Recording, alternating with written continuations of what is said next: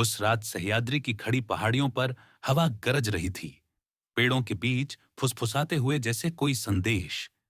जून्नर के कड़ा भूमि में, घाटी के ऊपर स्थित मजबूत शिवनेरी किले में एक लड़का जन्मा, केवल मां के नहीं, बल्कि उन लोगों के लिए जो अब तक भय के जंजाल में बंधे थे।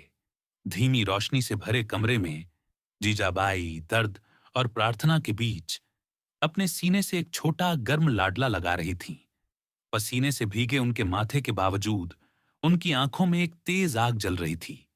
उन्होंने केवल एक पुत्र नहीं दिया था, बल्कि एक योद्धा को जन्म दिया था। हिंदवी स्वराज्य की पहली धड़कन। किले की दीवारों के बाहर दुनिया बेचैन थी।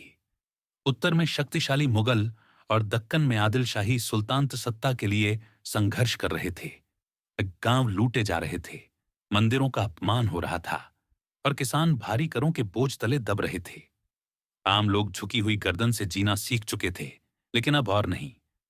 जीजाबाई ने अपने नवजात पुत्र को देखा और देवताओं, भूमि और इतिहास से एक प्रतिज्ञा की।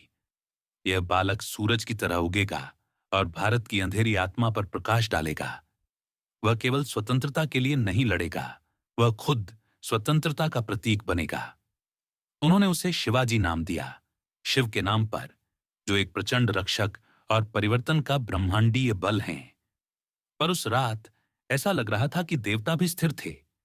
शिवनेरी किला उस रात केवल एक किला नहीं रहा, वह क्रांति का गर्भ बन गया। पहाड़ियों में एक उच्च पालना जो उस शिशु राजा को झुला रही थी, जो एक दिन सम्राटों को चुनौती देगा। नीचे किले की मशालें रात के आकाश के खिलाफ झिलमिला रही थीं, और हवा एक मौन भविष्यवाणी लेकर आई। वह जन्मा है, मराठा शेर ने अपनी पहली सांस ली है।